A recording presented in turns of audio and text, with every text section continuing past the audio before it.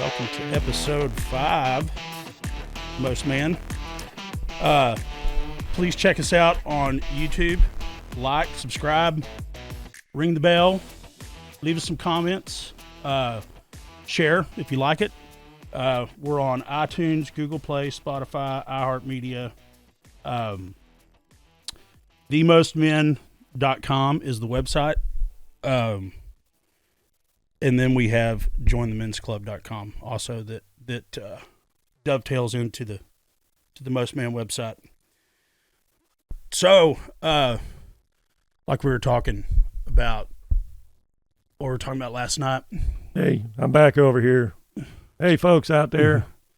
Yeah, so we were talking last night, and I was talking to Zach. Shout out Zach. He likes his shout outs. It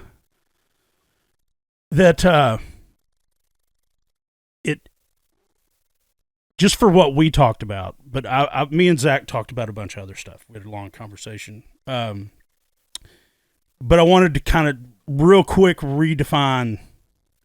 So everybody that, cause I know that Tim let a lot of y'all know that we were on here. And I let a lot of people know too. So, but that, which means there's a lot of other people out there that are watching it that we don't know where they came from, because the first one's almost up to 400. But the whole subscribe method, and I know it's kind of crazy with YouTube, and why, because a subscription to most people, a subscription means that you're gonna have to pay for something, right? Yeah, the old days, a kid knocking on the door with a magazine subscription. Yeah, you're like, no, thanks. That's how YouTube tallies. Like when the channel keeps growing and growing and growing, they don't tally your worth off of the likes or the listens. Your subscribers are your block. That's your audience. That's what they consider your audience. Because your views could be anybody just that happened to scroll across it. So when they start giving you ad revenue, that's the block that they're looking at. But the reason why we're wanting to get to 50, please help us get to 50, is that we can start doing these on YouTube Live. You have to have 50 subscribers to do a live, to where we can do it live. There'll be a live feed to where everybody can chime in. You know, if you want to make a snide remark that cracks us up, that's what we're trying to get to, is because Most Man is about building better men. Okay. So I'm going to try to explain this, because I know the way my brain works. As soon as I think that I explained it just because it was in my head that way, sometimes people don't understand it. I've done that my whole career. So I want to try to get clear on what we're actually doing. Okay, so Most Man, and when you buy your man kit and you join the men's club, that is this. This is the podcast. This is all meant to be fun, like the locker room talk, the treehouse talk, the cheersing with your boys, and having fun. Like when you watch this show, we want it to be fun, okay? And we just want to have fun. Don't want to be taken too serious on the podcast, because when I told what I said last time about that, when you join the men's club, I want it to be one big think tank or one big. But all of that, which you got to understand that we don't know what the demographic is going to be yet.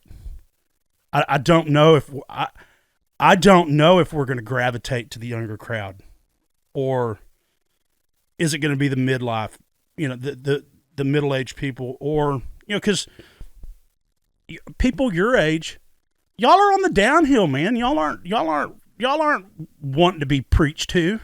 You know what I mean? Like, y'all have already done it. So what this is more just about having fun for like you and your crowd. My crowd, it's a little bit different, but the whole thing about when you join the men's club and what we're going to do to be helping men, young men, relationships and all that kind of stuff, that's going to be in private. That's going to be in a private chat, in a private, like a YouTube live, but it'll be private. It's not going to be here. We're not here to solve the world's problems on this podcast. That is something that will be done because people want that advice or they want that knowledge. Okay, so we'll have that totally separate from this. And here's why I already get emails. I've already communicated to people because I do this on more than one level than this podcast. Okay, we're all on social media right now, and I'll just give an example of what I'm talking about. I've had a few younger men reach out to me, some in their teens, some in their, some in their like 18, 17, 18, 19 in that area.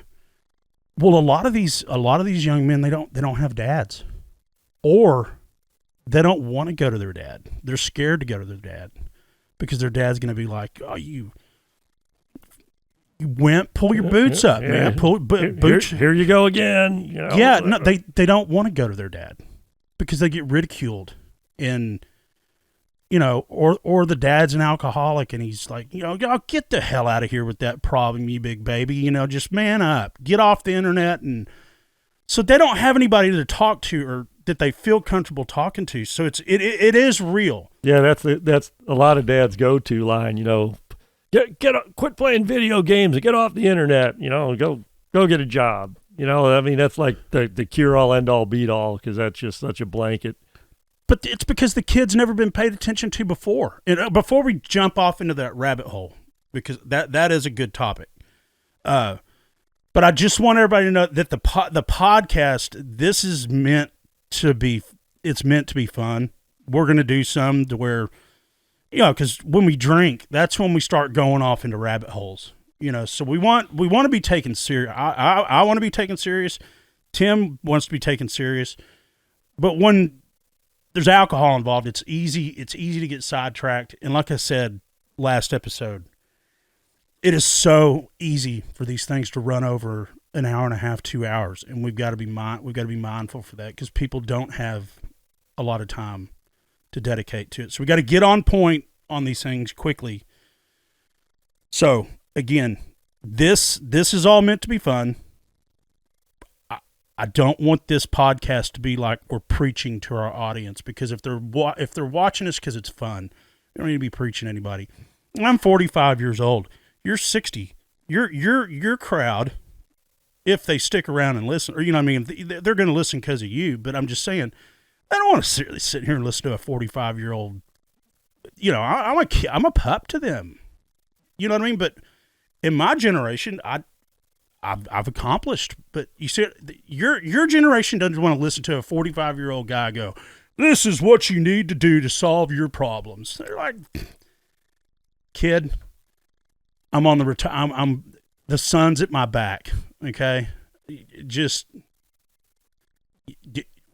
be funny, be you, be whatever, but you're not my savior." So this, but we have to pump the Most Man and join the men's club and all that for as people trickle, because the first and second one prove there's other people watching. Because if you only reached out to however many people you reached out to, and I only reached out to, there's a lot other people watching it, and it just keeps going every day. It's going to take 6 to 7 months for it to really start growing. You know what I mean? Like it's not going to happen. This is a slow grind. This is a 3 to 6 month, but we're already ahead of the ball is what I'm saying. But I don't want to get too confident in thinking that it's that good, but I just don't want to confuse as we go down the road. I don't want to tune into that. I don't want to tune into that because I don't need to. I don't need to listen to all that, advice and that. But when we bring up the whole, it's just a Most Man moment. It's an example of a Most Man moment in the heat of the moment of making examples of what most men do for the most men out there that are acting like a most man that doesn't want to be a most man anymore.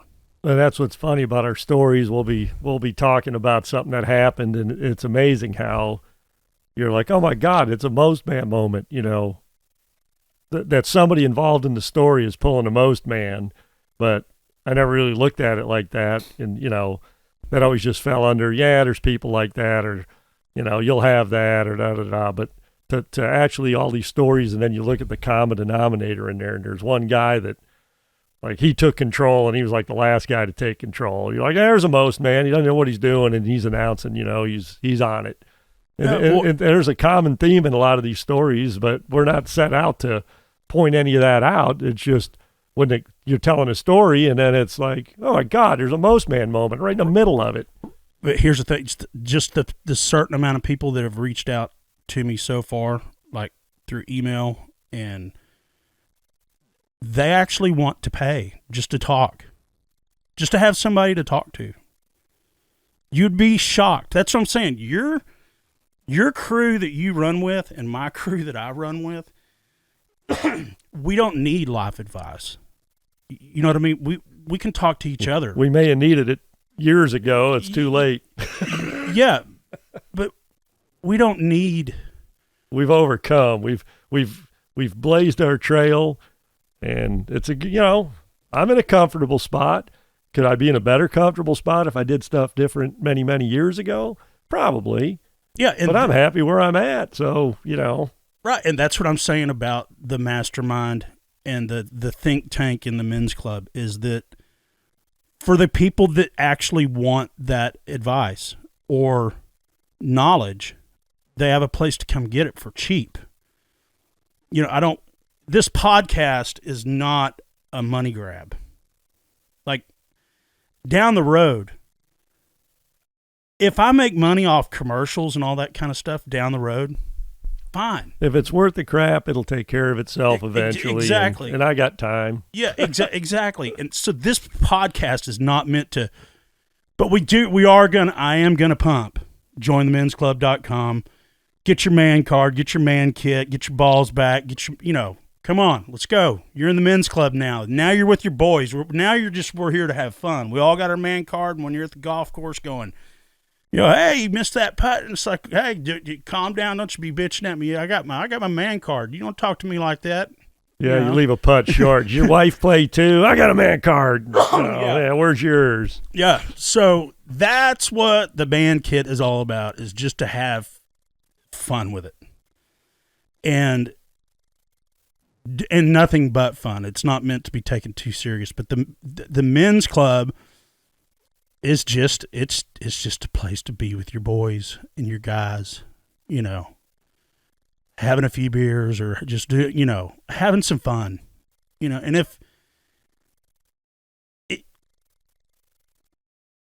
it's just meant to be fun. So, but the other part of what the point I was going to make about the other is there's a lot of people out there that are lost just because we're not lost. Okay. And all of you, either my people or Tim's people, I'm not trying to preach to you. I don't want to be but there's a lot of people out there that are lost. And that is what the bigger part of the company where I'm going to make my money, that there's a lot of people out there that need the help and they want it. And I've always been that guy everywhere I've been in business. And I've got a good story on that. Is I've always helped people, and that's been my biggest thing in life. Money now to me is not what it meant before. I got more out of helping people. It felt better. Like that was a better feeling than making a bunch of money. Because money's just money. I mean, it gets you from A to B, and it's nice to have a lot of money. Life is easier, no doubt. And you can help more people, but That's right. Or they just take advantage of you. But well, that too. I mean, nothing's better than helping somebody that comes out of a funk, and I can name a few people, but I won't. But that were like reclamation projects that, I mean, I really helped them change their life. And then there's been so many other people you help, and they just drive back off in the ditch, and that's just who they are. And no amount of help is going to help them, because they won't help themselves. But to help somebody to get in a position to help themselves, and then they take it and run with it, that's the best. Beautiful. It's the best feeling in the world. And it's worth the 9 you strike out on to hit the 1. But when you go into it, you got to go into it selfless. You can't go. Oh, no doubt, no doubt. You're doing it because you're doing it because it's the right thing to do, and you're willing to donate some of your time because you see some potential there. And when it does take off, it's the best feeling in the world. Yeah, I'm grinning over here just thinking about a couple few top of the list people that I've got one, but I'm not going to burn it on this podcast. And you know who I'm talking about. Well, I've got a couple of them, but one really good one that actually changed my whole life and the way I thought. Yeah, well, I'll get one of mine over here. We'll get him on the podcast. Yeah. So in that, I want to talk to everybody. If any of you out there, I'm saying, email me info@themostmen.com, themostmen, MEN.com. Email me, and we'll get you on. If we got anything in common, and I'm not going to shoot you down and say, oh, that's trash, I don't want to talk about that, but I at least want to talk to you. 5-10 minutes, and if we both agree that it's something we want to do, then we'll do it. Because I want to talk to anybody and everybody that has done something in life, can contribute anything to this program. I don't want to beg people to come to work, is a bad term, but I'm just saying, like, when we start doing the think tanks and all that kind of stuff, those guys that are leading those think tanks are going to be getting paid. Because that's what the membership, for the people that want the membership, that's what it pays for. Is that if you've got a guy that's donating his time, or not donating his time, but I'm not looking for employees. I want them to do it because they want to do it, but they're going to get paid to do it. If they're going to take an hour of their time and just be the guy that, it could be the guy that's like my attorney. I've talked to my attorney about it. Like, I want you to have one section to where, just think of how many people that are thinking about going through a divorce, or in the middle of a divorce, or their wife's cheating on them, or the man's cheating, or any of that. Okay? And I haven't set the price yet, but it's going to be like $50 a month. It's not going to be anything expensive, but once a month you have access to an attorney for an hour to ask him anything that would cost you $450 for an hour if you go in his office.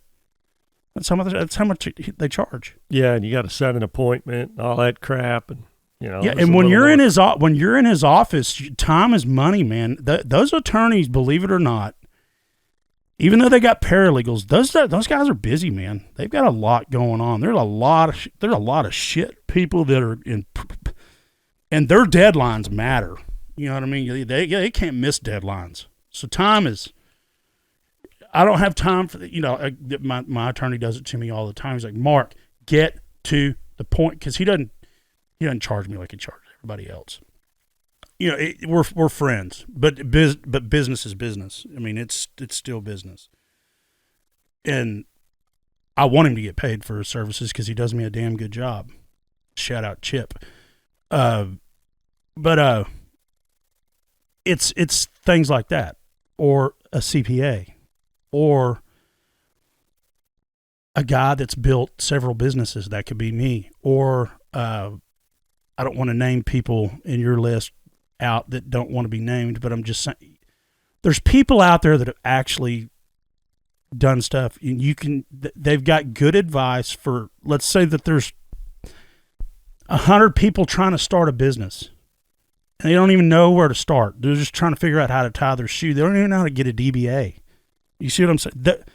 Yeah, we take all that for granted because we've done it for so long, and it's like, well, it's simple. All you got to do is, but to them, it's huge. Yeah, this is the biggest move of their life. I remember when I went and got my first DBA. I remember walking out downtown Fort Worth, going, "I'm beginning the American dream." You know what I mean? That feeling. I had that feeling like, here we go. This is the beginning. You know, and things like, should I be a sole proprietor or a LLC or right? And why? What's the difference in a S corp compared to a C corp? Well, I mean, are you doing home services? Are you mowing yards or what? I mean, what are you doing? This is how you need to structure this company so your ass is protected from lawsuits this is the budget of what it's going to cost you to get there. You see what I'm saying? It's what it's going to cost you to get there. So follow my advice. Here's your list. Here's your checklist. You know, it could be a range of topics. I don't even want to go into examples because the range is so wide. But I have several people that I have talked to that everybody's busy. All of my friends are busy, or my businesses. They're like, look, just do you get it going, and then and I'm not saying that they're not believing in it now, but they don't have.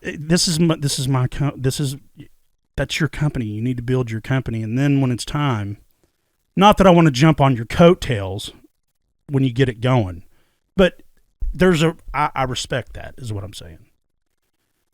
You know, it'd be like asking me or asking you for your time twice a week for free to help me say, Tim, I want you to get on and be the AC expert and teach everybody how to change their filter. You're like, I don't have time to get on a change the filter. Take the wrapper off of it. As Wes shout out, he had a customer bitch him out. You put in a new system and it doesn't work. And he went over there and they put their filter in with the plastic still on it. So, oh, good Lord. Yeah. Anyway, most man move. Most homeowner move. They put the wrapper was still on. Yeah, the whole thing froze up. Wes was out in like Shreveport gambling and got the call like on a Friday night, and the guy, well, it's all froze up, and you just put this thing in like 3 months ago, and now it's, and yeah, Wes sent somebody over there, and it still had the plastic on the filter. God. Okay, well, that's a most man example. I couldn't make something up that crazy without it just being true, because that's over the top. Well, I mean, society. I mean, we are just a step above cattle. Just go to Costco on Sunday. I can't do it anymore. It drives me so insane.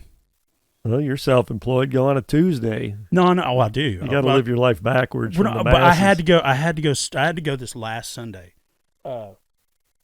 Like golfing on a Sunday. Don't do that. Well, I had to go because I forgot that my secretary needed ink for a printer, and it was, if I wanted checks cut, there was no ink, so I had to go get ink. So I was like, well, while I'm here, I'll get some water and some milk, just the bare essentials, because now that I'm single looking to mingle, I don't shop there anymore for groceries because it just too much goes to waste. So I just do. Yeah, what do you need a crate of anything for? Oh, when the kids were here, man, I used to spend $300 a week at Costco, and it didn't even last the week. They're like, we need more. It's like, good God. My son, I won't get into that, but that kid is putting away the groceries now. Walk in and, what are you eating for dinner? Macaroni and cheese, ramen noodles, a sandwich, and a hot dog. But not just macaroni, the whole box of he's fixing the whole box for himself. Hot dog, yeah, or a pizza, It's out of control. But so we went down a rabbit hole. But yeah, that is what Most Men is about down the road.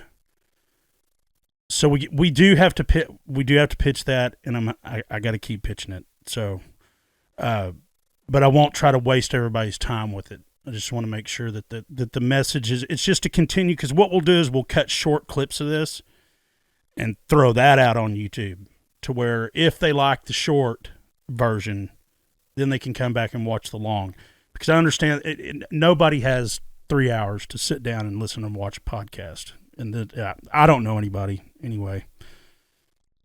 But people come back and they start it, stop, come back, watch it, finish it, whatever. Maybe prisons, we could get a prison thing going where, we got a captive audience, and maybe Most Men in jail could use a Most Man speech.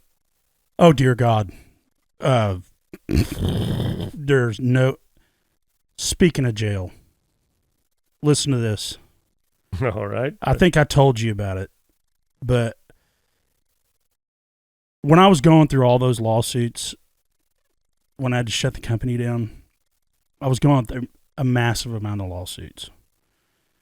And I've got a private gate down there, so the constable couldn't get up here to serve me, or whoever the servers were. So they would either just throw them on the ground. There's times I'd pull up and there'd be papers all in my ditch just because they threw them on the driveway. You're served.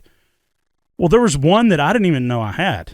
I didn't even know I got sued. So I didn't show up for the court date. Didn't even know. This is a Most judge. Okay, because he put a warrant out for my arrest for not showing up on a civil lawsuit. I'm not supposed to go to jail on a civil lawsuit, but if he wants to be a complete ass, he can do that for failure to appear, even though it's civil. So one day I'm getting up, wiping the cobwebs out. Thank God that I got my work done, because it was busy. It was when I was doing that deal in Kuwait. I went and got me a Subway. And I was like, while I'm here, I'm gonna get a foot long just in case I'm hungry for dinner. And I pull back up, and there's a constable sitting in front of my driveway. And I'm like, hey, and I know him because we poured all their concrete for the city, the county, the state. You know what I mean? So I know all these people. And and when I got out of the concrete business, they were wanting me to run for, what is it, county commissioner, isn't that who's over the roads and all that stuff? Yeah, I guess. Is it not county? Is it county commissioner or? No, county commissioner's like a judge. Yeah, no, not county commissioner. It's whatever's over the road and maintenance. God, man, I can't believe I can't think of it. But it's that, okay? They were like, concrete, you know construction. We need somebody in there because our budget's so thin and we can't keep up. We keep moving backwards. Anyway, so that's how I know all these guys. And he said, I've never, in my 40 years of doing law enforcement, he said, I've never seen this in my life. He said, I hate to do it, Mark. He said, but I have to take you in. I got to take you to jail. This was probably a year and a half, 2 years ago. He's like, I have to take you to jail. And I was like, for what? You standing there with your Subway sandwich or yours? No, I already ate half of it. And he's like, I said, can you come back at 5? I said, here's the thing. But what pissed me off is he lied to me. He said, Mark, there's going to be a judge there at 5, so you'll be out in a couple of hours. All you got to do is see the judge. And it was only like $100 is what the bail was. You know what I mean? It was so over the top stupid. It wasn't like I had like this bond, and It was just promising to say leg monitor and all that. No, it was just, we're going to throw you in the clinker so you know that don't fuck around in my court. We will do it. That's what he did. So it was $100. It cost me $10 to get out. $10 was my bond. Okay, so I had to spend the night there because there was no judge, and that's what it pissed me off. This is what I'm talking about in think tank take. Because to me, I was just like, my attorney will handle all that. And there was just one that I didn't know about.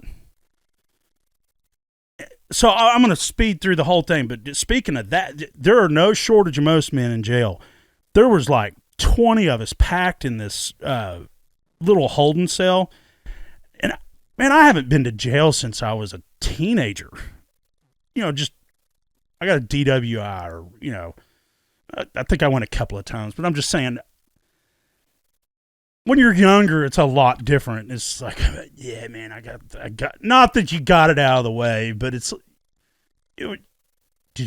Mark went to jail.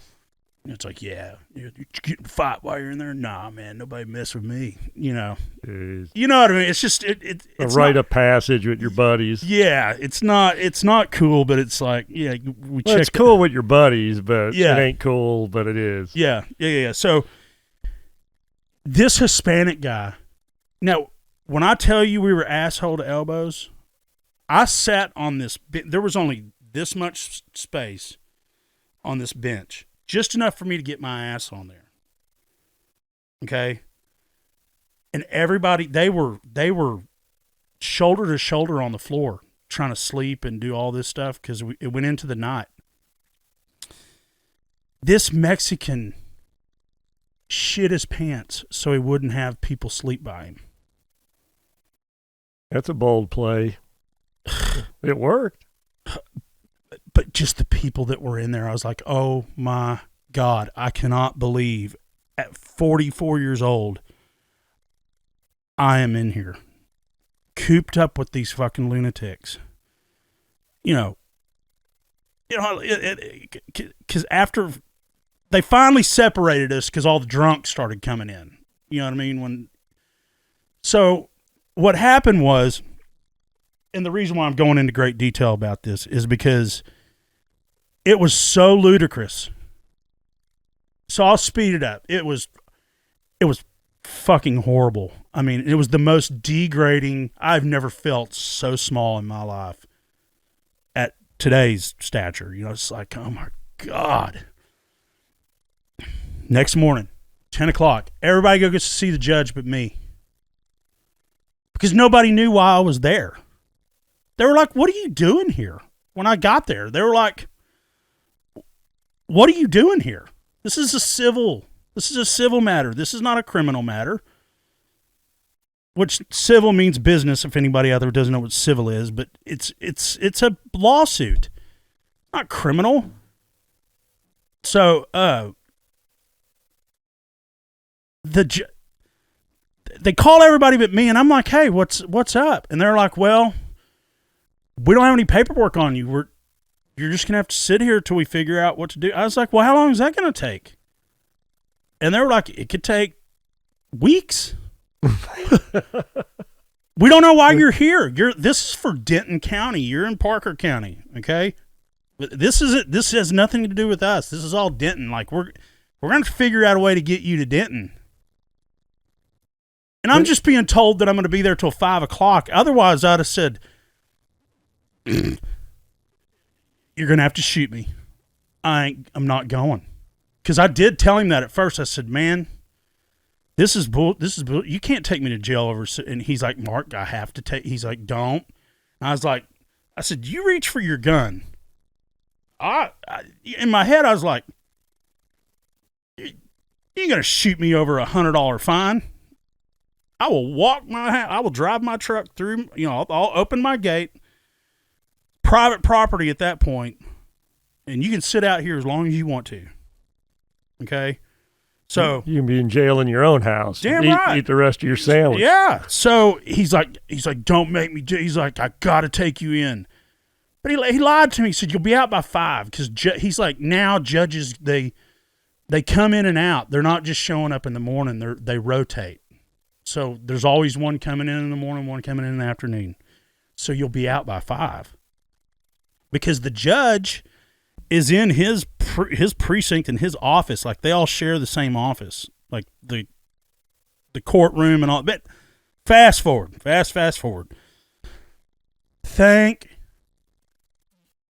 Thank you, Lord, and thank you, Judge Kirk Martin in Parker County Precinct 4. Thank you. And I got a chance to thank him.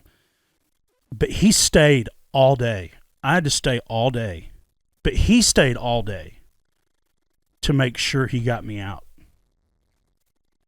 Because he pulled me back there, and he's like, because I know him. He's like, what are you doing here? And what the hell is this? I said, it's a lawsuit that I didn't even know about.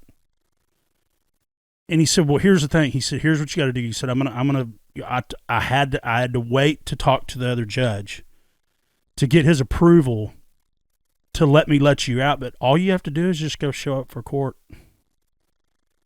and just answer some yes or no questions. Are you filing bankruptcy? Yes. Okay. Thanks for coming. Bye. That was it. $100. And I drove up there the next morning at 9:00, and it was over. But if he wouldn't have stayed, he could have just said, "You're lucky you didn't have a tea time or something." I mean, yeah. I gotta go to the boys' club over here and hang out with my friends. The men's club. He's in the men's club. The judges' club. Yeah. But yeah, But he said the same thing. He said, for 37 years, however long he's been a judge, he said, I have never seen a judge do this ever. Well, when you get served papers, don't you got to sign something to say you've been served, or no? Or did they just lie and say they served them to you? Because you can't just throw them on somebody's porch or driveway. You're supposed to tape it to the door. So you have. Going through all this, I learned so much about this process. Not only I knew about the process because I had to sue a lot of people in the concrete business. We were always that was just, and that's why I will never get in the construction business ever again. You're always fighting over money. So, they're supposed to serve you. Now this, I tell you how you get around it. Is they can't serve you if you don't have a mailbox. Take your mailbox and get a P.O. box. That's why people get P.O. boxes and rip your mailbox out of the ground. by the roots. They can't serve you if you don't have an address because your mailbox is what certifies your address. All right, look at there. You're learning something new every day. Okay, so and I learned that from the concrete business because at the plant down south, one of my drivers ran over the mailbox, and I was just like, "That's all junk mail anyway. I don't want any. All that mail comes. It all came up here anyway to my PO box." And towards the end, we got sued over something. Oh, it was. I'm not even gonna get into the story, but 4 girl teenagers on their phone driving down the road ran into my truck, and then the next day they all had broken necks. They were fine then. No ambulance. The state trooper's like, hey, you scratched your leg. You think you'll be okay, honey? They called a Texas Hammer, and he said, a concrete truck? Yeah, no. We'll make them pay. Yeah. The next day they all had broken necks. So they can't serve you if you don't have a mailbox. Or you mean they can't serve you by leaving it if you don't have a mailbox? They can serve you in person if they catch you. If they catch you, but they either have to, now they can't tape it to your mailbox. They can tape it to your front door or the door of your business or anything to where they know this is the main entrance coming in. But they have to serve you. They have to try to serve you so many times before they can just stick it on the wall and say you're served. Because sooner or later you've got to be served. That's the whole point behind having the gatekeeper in those corporate offices. Can't get past the gatekeeper. You know that. So, but they can't serve. They can't serve you. So what they were doing, they exhausted how many times they could serve me, and some of them would tape it, put it in a bag, hang it off my gate, tape it to my gate. But a lot of them just threw them on the ground in a big envelope or something. And some of them just threw the papers on the ground. You've been served. Because after so many times, they can just say, I did deliver the papers to get the process started. But if you don't have a mailbox, it slows that process down a long time. Yeah, what if you're out of town or something? Well, and the reason why I know that, on top of what happened down there, is that I had to sue a guy up here when we had the company up here. I had a guy that didn't pay me, and I sued him, and he owed me like $18,000. And we tried to serve him, and that's when my attorney was like, he doesn't have a mailbox. I was like, what? We know where his house is. He said, well, yeah, but it's private property. He's got like 50 acres. So we had to wait so many days and try so many times to where they just got a stick and they like a stake, and they drove it in the ground and, you know, attached the papers to that stick. But it took like a year to get it done. And the good thing is that he actually ended up having to pay me. He was trying to sell one of his properties, and I ended up getting paid. It took me like 5 years, but I got paid. Because you had a lien on it and you couldn't sell it without you signing off on it? Yeah. I had a lien on all his shit. He owned a bunch of stuff in Rye Vista. He owned a strip center. And oh, yeah, he had all sorts of stuff. Yeah, it's amazing how rich people always try to get out of small amounts of money. And they play the rich card. I've had that happen to me. You know how much money I have? Well, he flat out told me to fuck off. I mean, he was like, you know, he's like, you'll never get your money. Fuck you. Do you know who I am? Yeah. You know, one of them types. Well, no, he did it on purpose. He did it to everybody. That's how he had a lot of money. He had everybody else's money. Yeah. But yeah, the judge here, he was like, man, he said, I was not going to let you sit here. And I was like, man, you know, of course, because you can't go buy a judge. You couldn't even, you can't even go buy him a gift card to a steakhouse. You know, that's bribery. That's way over the top. Yeah. So I got into a deal with a storage unit when we had that coffee shop. One of my managers, I didn't know that he rented 2 storage, you know, the self-storage and all that. Yeah. I knew we had 1, but I didn't know we had 2. And I was like, well, so I got served for that, like a lawsuit or an eviction.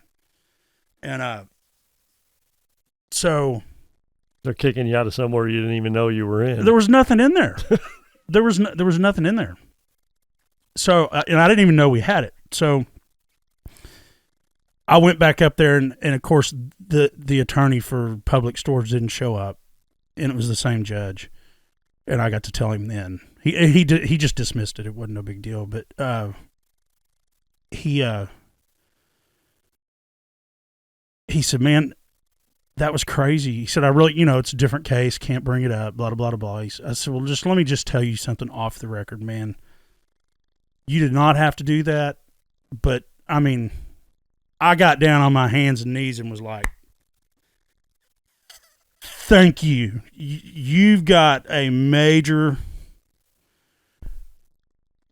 I see you on the side of the highway. You know what I mean? Like, you got one from me. I can tell you that right now. I mean, because I told him, I was like, look, I knew I couldn't. I wanted to buy you a dozen roses and send them to you or something, you know. He's like, nah, you can't do that. And I was like, no, I knew I couldn't do that. But I was like, man, I wanted some way to thank you. You know. He was cool about it. He said, well, thank you's all you need. Yep, there you go. He's doing his job, but he went above and beyond to do his job. Yeah. So, even though that I don't have a lot of faith in our legal system, there's a little bit of hope. On the big scale is what I'm talking about. Small scale is still pretty legit. But I'm talking the big crazy stuff that Yeah, the more money involved, the crazier. Yeah, they're gonna find some. They're gonna find something. So yeah, I'm just glad I don't have to deal with all that shit no more. But yeah. Well, that all started because I mentioned most men could use some jail. Or most men in they jail. Have cell phone. They have cell phones in jail now. They're allowed to have cell phones. So yes, prisoners, we're on our way. Maybe get a reclamation project going. Well, I don't want to burn the one story I've got right now. I'm going to use that for the next one. Yeah, we don't need to just do jail talk. No, because we've already been on for 40 minutes. So, but yes, the getting back to that, we want to make sure this is fun and we can all have fun and y'all have fun and not feel like just because we're building a whole other back end of the, I'm building a whole other back end of the business. That's around building better men and helping them out and all that kind of, because there's a lot of people out there that need it.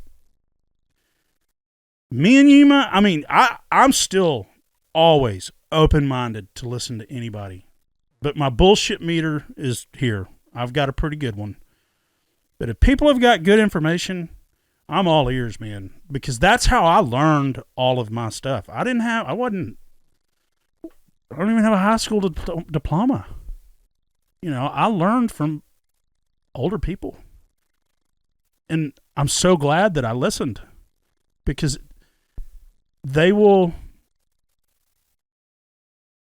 got, even it's like you say, if it's just one thing that if I'd known that 10 years ago, I'd have saved 15 grand. Because there's forks in the road, when you look back at how you made mistakes or something and you're like, I took a left instead of a right because of this.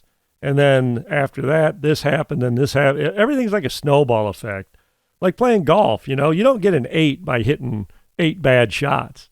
You get an 8 by hitting one bad shot that started a grease fire that kept you in the woods, and then you made a bad decision by not just taking a drop, and I can get out of here, and before you know it, you got an 8. Yep.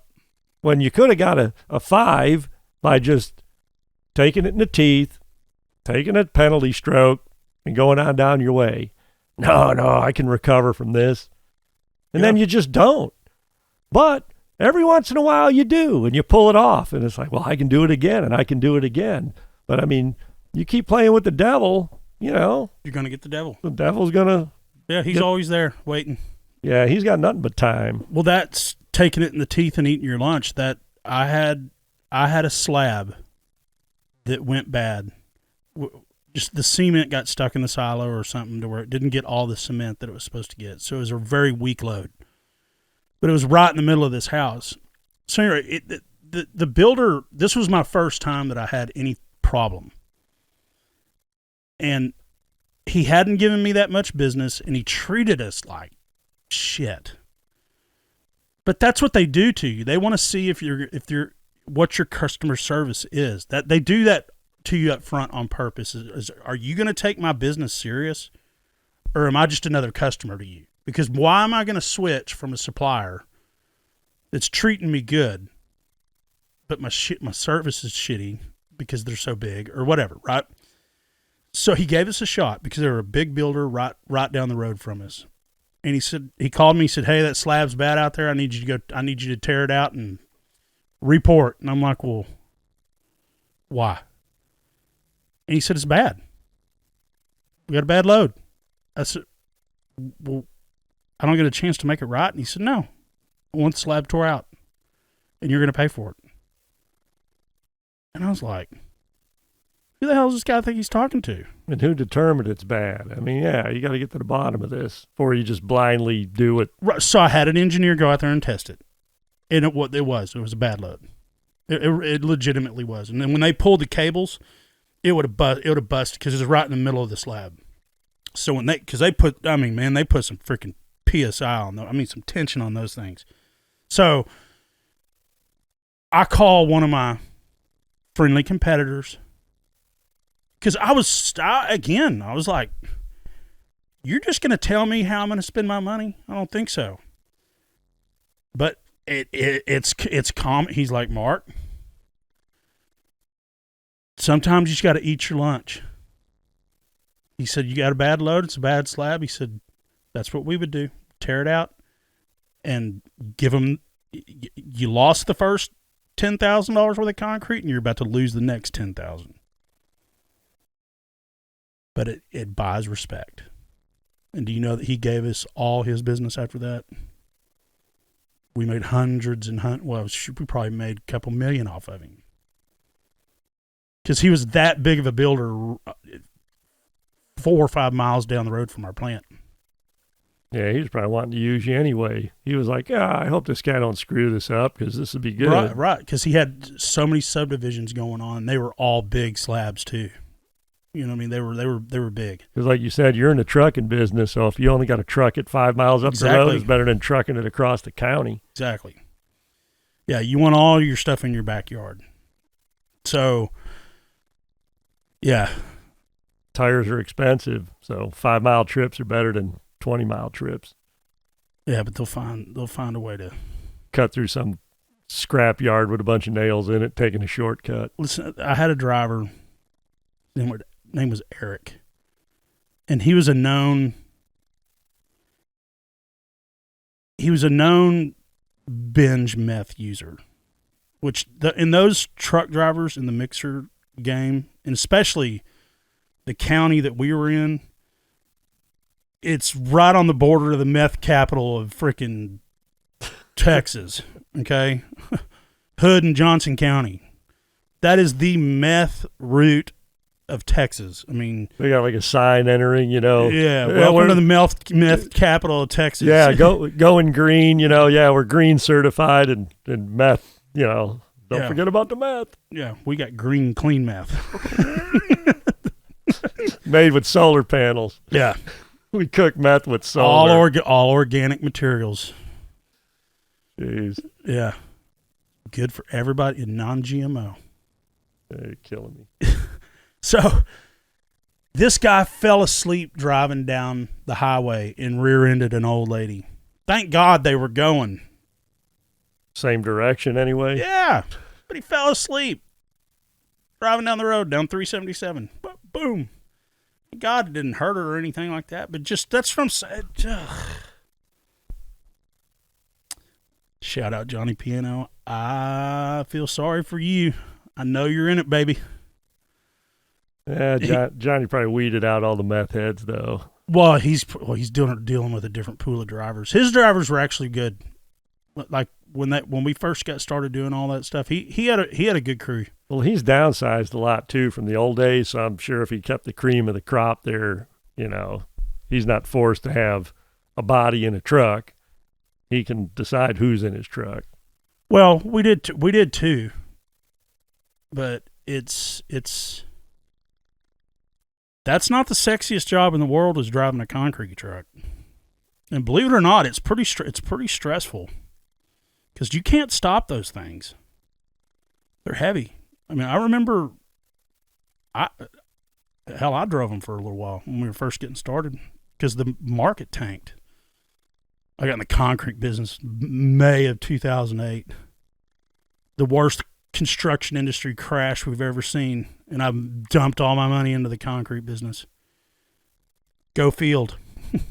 Well, but when everybody else dropped off, then last man standing ain't a bad position to be in. Well, and it's because of how I did my money.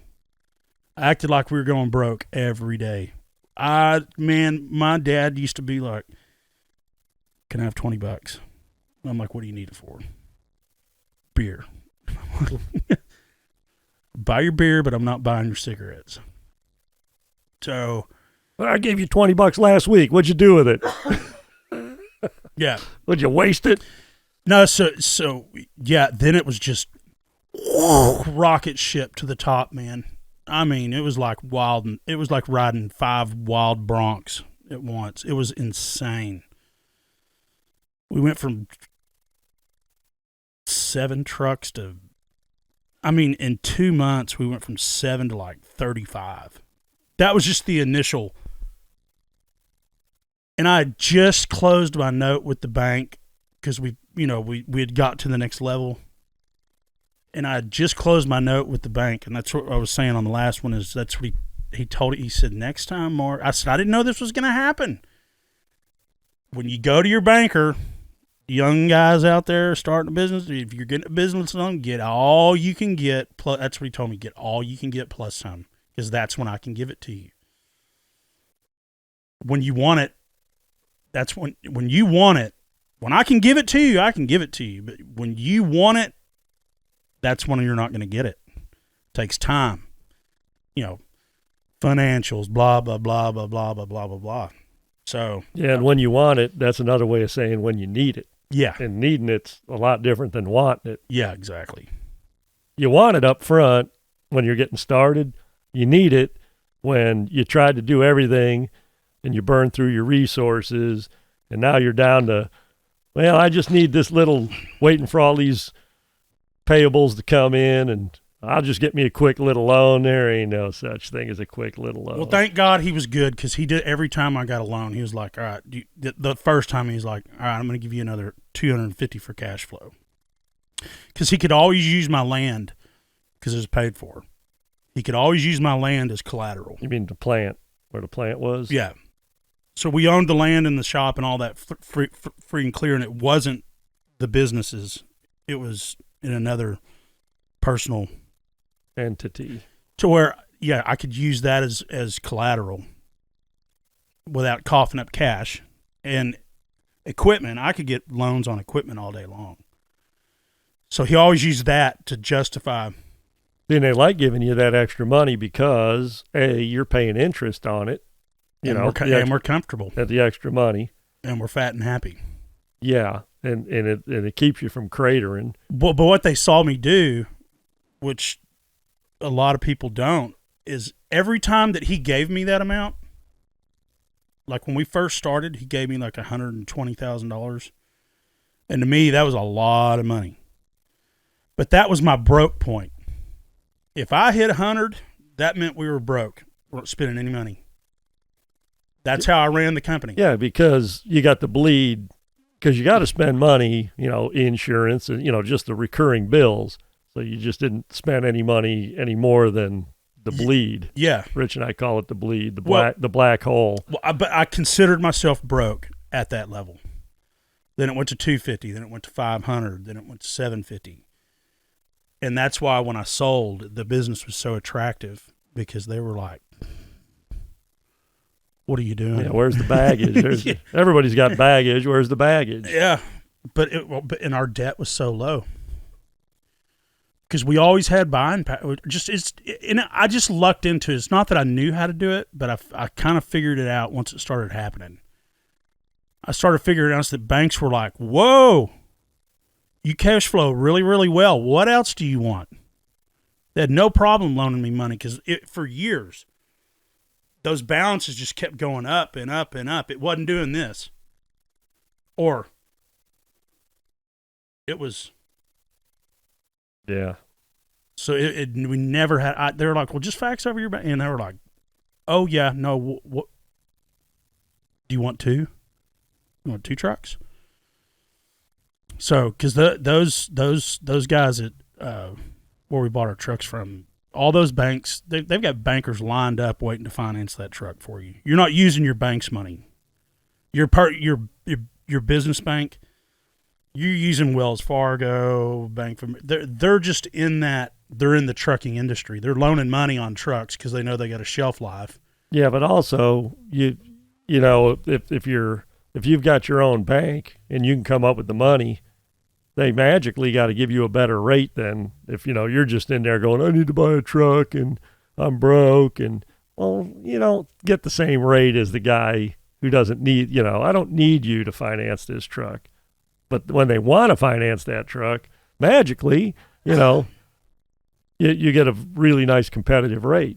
Right. Because you don't need them. That's back to you better get it while you can get it, because you get the better terms. Well, when you come begging, boy, you're begging. Yeah. And as long as you pay your notes, Man, it's just like sign and drive. Because think of how large the trucking industry is. And it's not shutting down. Oh, Construction's going crazy. And I mean, it's just, they know that the risk is low enough because there's that much demand for it out there. As long as companies, run the way they're supposed to run, they're gonna win most of the time.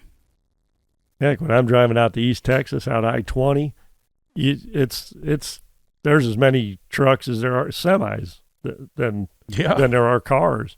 I mean, I crack up, man. There'll be a truck with shingles on it. I know a little about the roofing business. It'll be like the most common shingle you can buy, color and everything, weathered wood and all that. It's going east, and then an hour later you see a truck with the same identical shingles. It's like, why didn't these guys just get on the phone? They're dragging the same damn product back and forth up and down the highway. Well, how that works is, I don't know if you noticed or not, when you come in on 5, there's that big trucking company to the right. Yeah. There's a little house and there's a big yard, but that's a friend of mine. They're in the frozen meat hauling business, or the frozen foods. Right. And they haul all over the country. So what they do, it's just like this thing called U-Ship, and a lot of it's done on U-Ship. Is if I'm going to move that chair, I get on U-Ship, get the dimensions, the blah blah blah, whatever it is, the weight, the dimensions, palletized, is it going to be loaded? So whatever truck's en route to pick up that load, U-Ship and these navigational systems, they'll pick out which truck they know is empty in the area. That way they don't have to call one in. They're constantly brokering all that stuff. So you never know on especially a flatbed, you never know what your commodity is going to be. Yeah, I always enjoy looking what's on the flatbeds too. Man, a lot of times there's like machinery I have no idea what that is. It's pretty cool. It's I got 2 generators from John, my buddy John. I got 2 generators from Virginia. That's how I got them down here. Yeah, there's things, man, and like brand new looking, and you can tell it's some kind of pump or something, but like what that's for and where it's going and who the hell needs one of those? A lot of times wide load or something. Yeah. I mean, these things are gargantuan. Yeah. It's pretty cool. The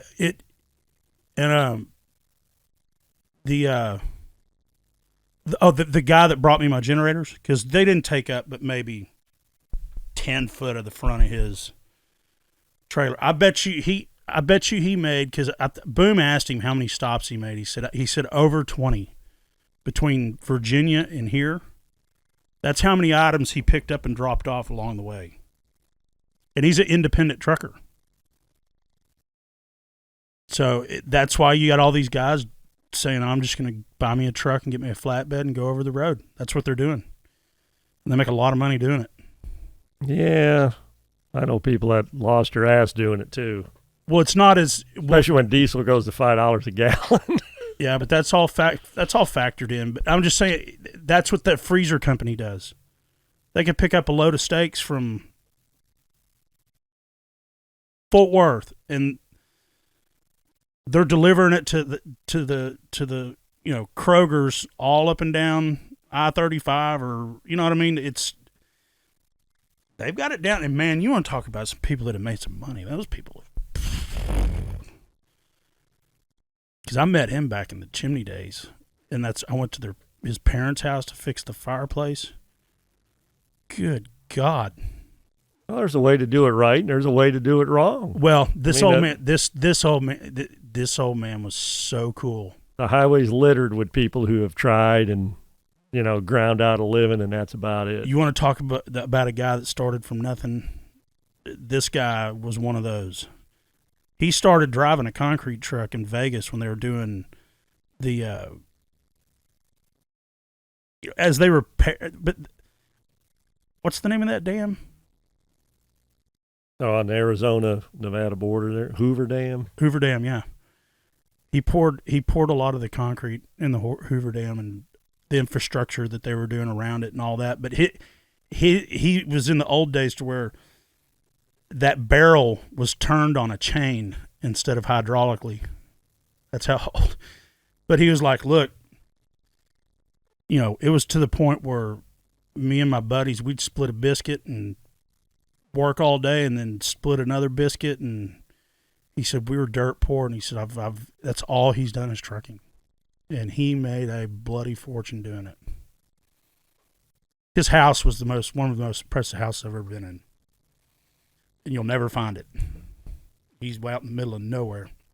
He's local, but it's out in the middle of nowhere. You'll never find it. Yeah, he'd have been pouring road because they built that thing in the 30s when they poured that dam. Well, he was old. This was back in 2005. But he was like 15 or 16. But he was old then. Like he was old. I bet you he was in his 90s. Oh, okay. That's what it would have taken. Yeah. Yeah. He was old. He was like, look, I'm kicking back, counting down the days, or counting. He married a younger woman, and his wife was she had a dispatch room to where she dispatched all those meat trucks. I mean, it looked like a control station for a freaking, an airport. Cool. But I'm just saying that's how they do it. And they move all that stuff. It's all about how so they'll send out their trucks. They could be out for a month, but they sleep and live in their trucks. So they can have that. Oh, me too. Okay.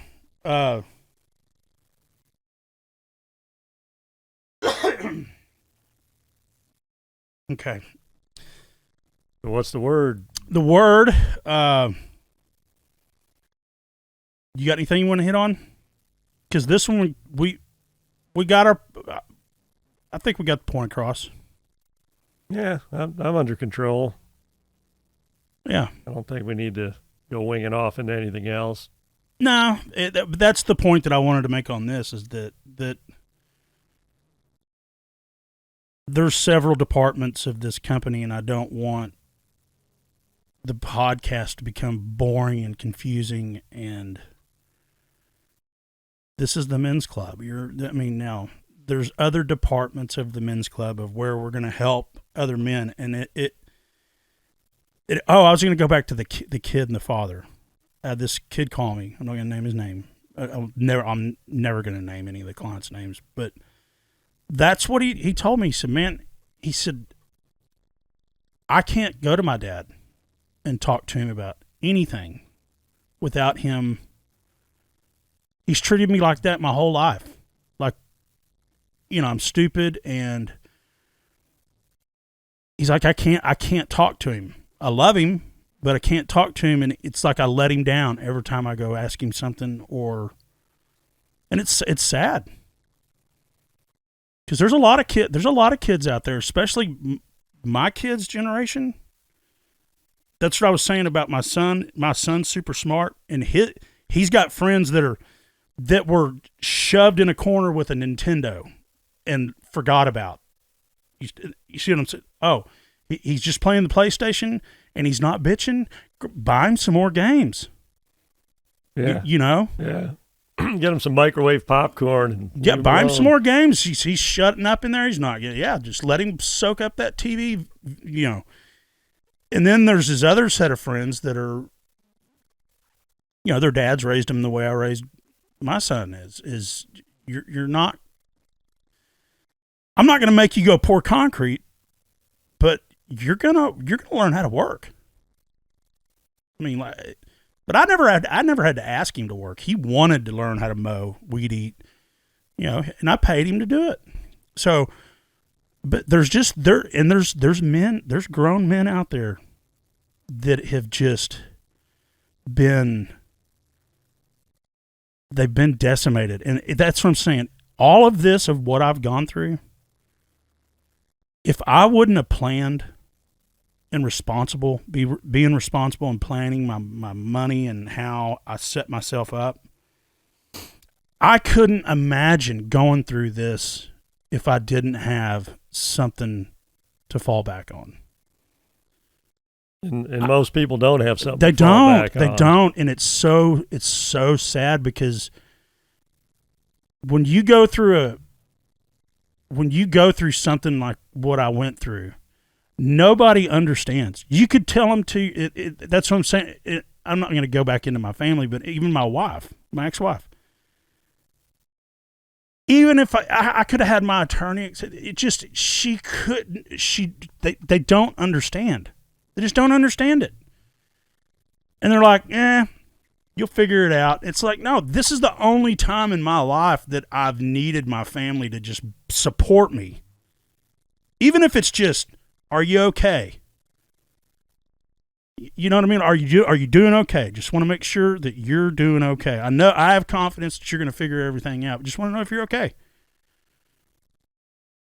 I do that for people. That's why I don't understand it. Like I've got a friend of mine that's got stage 4 or 5 cancer. I mean, it's bad. I just called. I called him today just to check on him because when stuff goes wrong, people are just like, well, yeah, and they don't know what you're going through, man. It's a heavy burden, and there's a ton of people out there, like you said, people that have tried it and failed, but they don't know how to get back on the horse, or they don't have the confidence to get back on the horse, or they almost made it, but they don't know, or something that should, they achieved over some of the things that should have derailed them. And then something that shouldn't have derailed them derail them because they didn't have their head on a swivel or it caught them off guard. And then it's like the golf course, the one thing they could have recovered from, and the next thing you know, grease fire and they're in too deep because they made a bad decision on top of a bad decision. Here's my most man move, and Tim can validate this because I tried to buy my way back to the top, and I wasn't making sound decisions. I wasn't thinking it through. I was starting businesses because I thought that I just needed to get back to work. And hustling was going to be all you needed was to just outwork everybody. Outsmart everybody, and I had enough money where I thought that I could do it. And I was making bad decisions because I wasn't. And you were going so fast, you didn't know which way you were going, too. They were good ideas. Well, sure. I mean, if you're trying to get somewhere, driving real fast is good. But if you're on the wrong road, how far down that road you got to go before you go? Well, shit, I need to be on the other road. I'm busting my ass in the wrong direction. Right, but the coffee thing would have worked. COVID killed that. There was no way that thing was going to go. COVID. Indoor food and drink was, you couldn't have a restaurant in COVID. Well, and the other there are companies that I could have built easily because I was either in the business before, like the home services business. I knew that. So I went down that road thinking, okay, it's not as big as concrete and all that, the expensive, it's not that. They're vans and F-150s but I just forgot what it was like to work for homeowners. I mean, and this is not a cheap shot to homeowners, but it's. Well, there's good ones and bad ones, like anything. Well, there's reasonable ones and unreasonable ones. That's a better way to put it. Right. But I did that. But it was because of my family. I did not want my kids. I didn't want my kids to look at me as I just lost. I wanted to prove to them that, yeah, your dad got knocked down, but I'm getting back up. You know what I mean? And my job is to take care of y'all financially, the security financially. That's my job. So I got to get back on the horse, but I wasn't thinking I wasn't thinking them. I thought them through, but I jumped in it too fast. Just trying to get the water faucet turned back on, and that was worse than just leaving the water faucet off, calming down, because I had so much pressure from everything else that was going on around me, all the lawsuits and the bankruptcy and all the stuff that was happening to me. That was enough pressure by itself to just say, let me deal with this. Yeah, get it off my plate, then I can focus, was what you should have done. Right. But you tried to juggle everything all at the same time. Well, I tried to do it to where I didn't have to file bankruptcy. I wanted to figure out a way to see if I could pay everybody out. All the mom and pops got paid. That was the first thing that they didn't even have to sue me. You know what I mean? I made sure all of those mom and pops, because it would have affected their business big time. I was their biggest client. So, but I tried to do it without filing bankruptcy. And everybody kept telling me, man, just file bankruptcy, just wash that out, wash it out, wash it out, wash it out. And I was like, no. I wouldn't want somebody doing that to me. You know what I mean? I wouldn't want to be on the other end of this stick. Because I have been. I've had a lot of people that owed me a lot of money that just were like, welcome to the big leagues. Yeah, sue me. What are you going to do? Yeah, get in line. Put a lien on it. Yeah, you're the 10th one. You'll probably get $10 at the end because the first people get all the money first. And you're loyal to get the 10%. Yeah. Yeah. So you get a participation ribbon. Right. And my lawyer, thank God, that's why I want to get him on here. Now, he was telling me, he's like, Mark, you're getting to the point where it's just smarter to file bank. And I was like, no, let's see if he's like, well, I mean, we can keep getting out of the trap, but he said, and eventually this is gonna sting. Well, isn't there a bankruptcy where you can reorganize and still pay everybody? I didn't have enough money. Those cement bills and sand and gravel bills and all that, you're talking millions of dollars. We were running $1 million a month just in concrete. Yeah, but if you're saying you're trying to do it to where you could pay them all off without filing bankruptcy, couldn't you file the reorganization thing and then put them on some payment plan or something? No, because there was no business. We couldn't get any sand and gravel. Couldn't make concrete. So you were just out of business. Yeah. They shut. After the hurricane hit, the Corps of Engineers was inspecting the Guadalupe River. That's right where we were on. And the only sand and gravel company in that area was right down the road from us. That's why we put the plant there, because they were 7 miles down the road. So trucking, cheap, in between all sorts of markets. We could deliver to all of them, good spider web. Okay, well, they had a 3-mile dig zone that they could dredge the Guadalupe River, okay? And stupid, because every time it rains, it fills your gumball machine back up for free. You just need God to flood the river, and it fills your hole right back up with new material. Okay? Because you dug a hole and the shit goes in the hole. Right. Because when those rivers flow, man, it's sand, gravel. That's how river rocks are so round, is because they're rolling, you know? So the Corps of Engineers was inspecting the river there in their boat, driving up the river to just see, because it, how many, I want to say we got 3.5, 4 feet of rain out of that storm. It sat right on top of our area for 4 or 5 days. Yeah, that's the one that kept going back out in the Gulf and reloading. Yeah.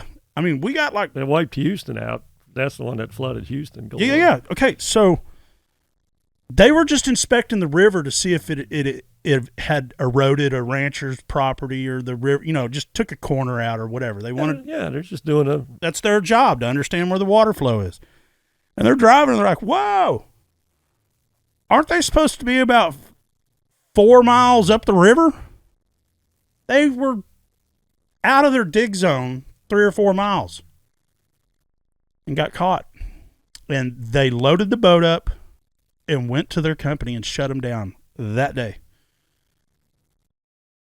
No ifs, ands, or buts. No, pass go to jail. Yeah, collect 200. No, you're done today. And you got to mitigate this before you can even think about going back to this. On your dime, not God's dime, your dime. That's what happened. So they just filed bankruptcy because they were. No, they just shut it down. They were done. They just shut it down. They had another one up the river. But that's the material that all that material was under contract because they would barge that stuff to Houston. All the material that was up the Victoria Barge Canal, and it was on their land too, but 100% of it was dedicated to Houston. It had been that way for years, and when you sign the contract, like that's what they told me right up front. They were like, do not think that you're going to get an ounce of sand and gravel out of that other plant. It's all dedicated to Houston, just constantly. They've got 16 miles of conveyor belt to get the sand and gravel onto those barges. Holy crap. Yeah. Oh, my God. I didn't know that. Yeah. It's a huge operation. So, yeah, that's what happened. It's like trying to bake a cake with sugar and butter. Doesn't work. Yeah, and you have no idea that their sand and gravel's coming from some illegal pit, you know? No. I mean, why would you even think that? Or, I mean, that's like building a house right next to the grocery store so you don't have to drive, and then you didn't know that they were shutting the grocery store down, turning it into a, axe throwing palace or something. You're like, well, nobody told me. And they're like, well, we didn't have to. We didn't even know. Yeah. Party's over at that point. Well, and it was, speaking of Houston, we had all those dumpsters, and we had probably 120 dumpsters in Houston cleaning up. And from Houston all the way to Port Aransas, too. We were doing all that cleanup. We had close to 475 dumpsters dedicated all along that coastline. We had all the schools in Rockport, all the schools in Port Aransas. We had all those contracts. And all the money, speaking of Houston spent all the money. The FEMA money ran out. So I didn't get paid on that. And then I had a customer that was building all the schools. They were the big contractor in town that built all the schools, all the big commercial structures. He got caught having an affair with his secretary, and his wife filed for divorce, and he filed bankruptcy, and he owed me close to $4 million. Good God. So I had close to 3.5 with FEMA, 4 with him, and then I had close to $4 million on the streets that I couldn't collect because people didn't even have a house to live in. And they were using every excuse why I don't even have a house. Yeah, that excuse. The banks flooded. Yeah. Oh, it was brutal, dude. But you want to know the truth, though? We almost made it out. I was driving almost to San Antonio and almost to Houston to get our sand and gravel. And we jacked the price up. I mean, we had to adjust the price, and they were willing to pay it. We were this close. I was this close to saving it because I dumped a bunch of my money in it. Yeah, it was. Trust me. Put me in the hospital. I want to give a shout out to my buddy Jimmy. Just texted me from Daytona Motor Speedway with a "sucks to be you" is all it said on it, with a picture of the starting grid. So I guess they're having the qualifying races for Sunday's race right now. Old Jimmy and his son Jesse. Jesse, I hope he left you at home because that's where you belong. But he's a subscriber though, so we got to give Jesse a shout out. Shout out Jesse. So, is it NASCAR? I mean, obviously NASCAR, but yeah, the big Cup I series. used to watch. I went to the Daytona where Dale Earnhardt won it. All right. I've still got a piece of grass from the infield or the dirt where he did his donuts. I got part where there's the rubber of his tires. Look at there. Yeah. I guarantee you some Earnhardt fan would pay you for that. Yeah. Put it behind glass above their mantle. Have you ever been to Daytona? Yeah, a couple times. God, man, that was. I went to one and got rained out halfway through. Michael Waltrip won it, so I got to sit in the rain.